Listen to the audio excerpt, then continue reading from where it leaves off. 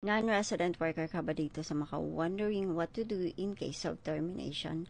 So in this video, we will be talking about how to understand the termination of employment in Macau, notice period, severance pay, and the termination process.